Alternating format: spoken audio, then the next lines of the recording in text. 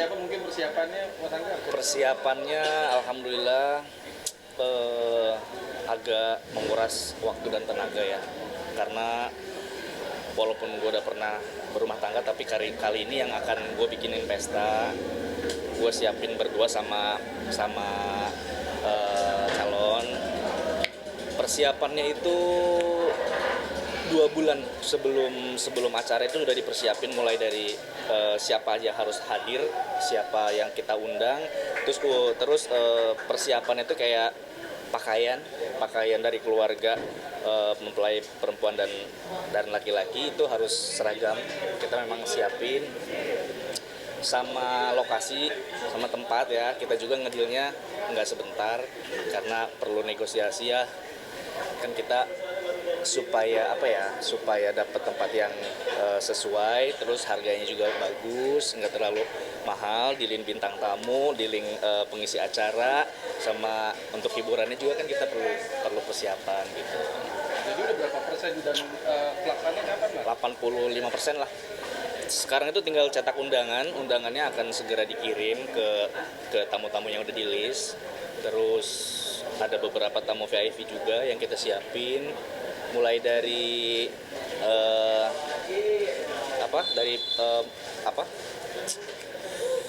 calon, tamu-tamu dari calon dan tamu dari kita juga, gitu udah disiapin. Mas Angga, mungkin rencana pernikahan sendiri menggunakan adat apa sih nantinya? Aku adat Sunda.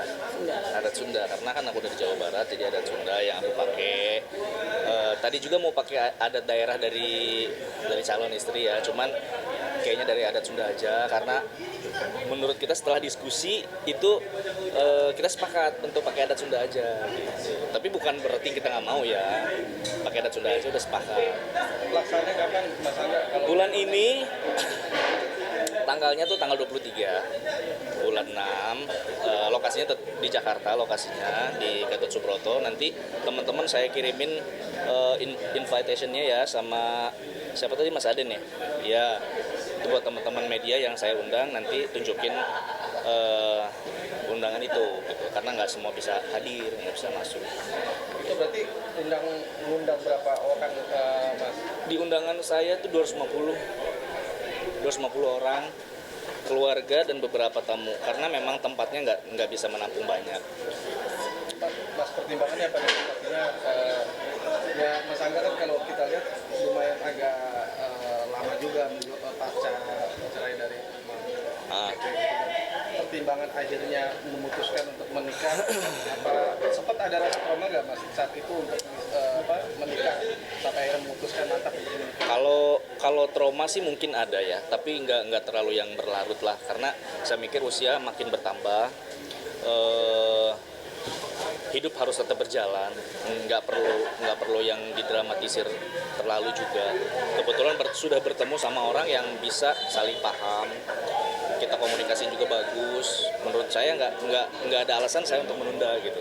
Dan beliau pun menurut saya udah bukan orang yang tidak bisa diajak berumah tangga gitu. Karena kita sama-sama membicarakan itu bukan keputusan sepihak. Kita obrolin sama dia benar-benar, mulai dari persiapan jenjang akan kedepannya seperti apa, terus rencana-rencana kecil yang kita akan wujudkan nanti di dalam rumah tangga itu kita sudah susun gitu. Jadi nggak usah menunda lagi. Trauma sih mungkin bukan trauma kali ya, agak ragu gitu. Awalnya agak ragu, apakah gue bisa secepat ini berumah tangga lagi, atau terus gimana nanti halayak ramai menilainya tentang gue gitu. Kan itu sempat dipikir, cuman ya kalau mau mikirin omongan mereka kan gak ada habisnya. Gue yang menjalani, gue yang yang akan berumah tangga, dia cukup keluh kesah nanti akan ke depan itu cukup gue dan istri aja yang tahu gitu. Tapi akhirnya sekarang yakin dengan pilihan Mas Angga yang sekarang? Harus yakin karena kita ada gimana ya, sebelum kita menentukan komitmen kita menikah ya, kita harus punya hubungan yang bukan sekedar hubungan pacaran. Enggak, gue maunya ayo kita berumah tangga yang baik. Saya punya pengalaman gagal dalam rumah tangga, kita ceritakan ini pengalaman saya, kamu pun mungkin dalam hubungan pernah punya trauma atau gagal, kita satukan. Apa yang kamu membuat kamu nggak mau hal itu terjadi lagi, dan saya juga terjadi lagi nggak mau, kita diskusikan, akhirnya kita sepakat, dan sejauh ini itu terrealisasi dengan baik gitu. Kalau ada hal yang tidak suka, kita bicarain, dan cara menyampaikannya juga harus bukan karena gue nggak suka lu nggak kayak gini, enggak, ada caranya. Kita create, kita bikin, sampaikan sesuatu yang kamu tidak suka dari saya, tapi dengan caranya, dengan cara yang baik. Karena ada ketika kamu menyampaikan sesuatu yang nggak disuka dari saya dengan caramu salah, saya nggak terima akhirnya, dan saya tersinggung. Nah begitu pun sebaliknya, akhirnya itu membuat kita, oh ini kayaknya bisa nih diajak lebih lanjut gitu. Soalnya komunikasi penting ya, dalam rumah tangga komunikasi penting menurut saya. Kalau misalnya komunikasi nggak nyampe, itu akan terjadi salah paham. Akhirnya dia punya pemikiran sendiri yang belum tentu pemikirannya itu sesuai dengan apa yang terjadi. Nah itu harus diomongin. Nah itu yang membuat gue akhirnya yakin ini orang bisa diajak berlabuh gitu. Ibaratnya. Bisa ceritakan sosok calonnya ini seperti apa? Kakak dari entertain atau dari? Bukan dari entertain, entrepreneur. Dia punya bisnis. Kebetulan kita ada bisnis bersama. Setelah kemarin perkenalan kita menjalin bisnis bersama, setelah menjalin bisnis bersama timbullah mungkin rasa-rasa, kan biasa seperti itu.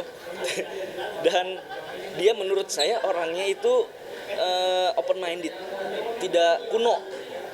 Kalau misalnya ada sesuatu yang membuat dia nggak suka, dia bicara, tapi cara bicaranya tuh saya suka gitu. Diajak ngobrol baik, dia jaga sekali supaya tidak tersinggung. Akhirnya saya berpikir dia bisa seperti itu, saya juga harus. Jadi ketika saya tidak suka dari dia, saya sampaikan. Sudah kenal berapa lama? Hah? Sudah kenal berapa? 4 bulan kenal. Akhirnya kita memutuskan untuk udahlah jangan lama-lama, ya paham lah ya, untuk menghindari hal-hal kalau berdua kan udahlah, apalagi kita udah pernah berumah tangga gitu ya.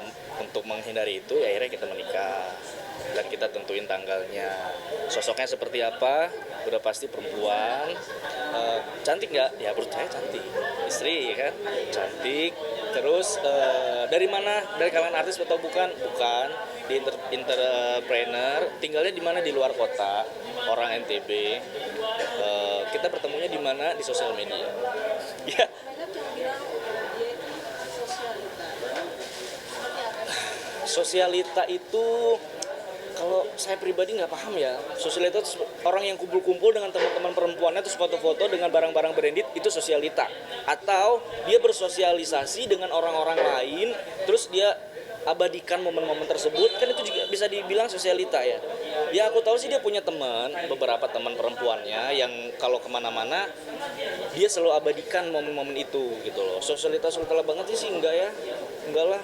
Cuman mungkin dia punya ya kayak apa, teman-teman arisan kayak gitu, punya geng-geng, tapi bukan geng-geng yang gimana ya, mereka semua pekerja. Yang aku tahu tuh teman-temannya tuh orang pebisnis semua, jadi lingkungannya positif, setiap bertemu tuh ada value-nya gitu. Saya pernah ikut beberapa kali gitu. Dia itu yang mempersatukan kalian berdua. Bisa dibilang begitu, karena menurutku ya pertemuan itu tidak ada yang disengaja, pasti tidak disengaja semuanya pertemuan, udah tersurat dan tersirat. Kalau selama pertemuan saya tidak merugikan orang lain, menurut saya nggak ada masalah ya. Apalagi itu bisa membuat hidup kita jauh lebih baik dengan berbisnis, bisnisnya juga positif, dan semoga bisnisnya bisa menggurita gitu loh. Oke? Ada lagi? Di bidang apa? F&B ada, butik ada, kecantikan ada, terus properti insya Allah dalam waktu dekat ini properti. Kayak dia diundang nggak? Iya kan tadi udah bilang ya, datang DP makanya. sendiri mungkin. Iya, Kenapa? Mantan, sang mantan. Aku sih udah diskusi ya sama calonku, nanti hasilnya seperti apalah, nanti aku kabarin ya. Gitu. Ada lagi? Tapi hubungannya sejauh ini baik Sama siapa? Aku sih belum komunikasi dan aku menjaga ya, takutnya terjadi untuk hal-hal yang tidak diinginkan lah. Kalau aku sih lebih baik menjaga ya, gitu. Itu aja.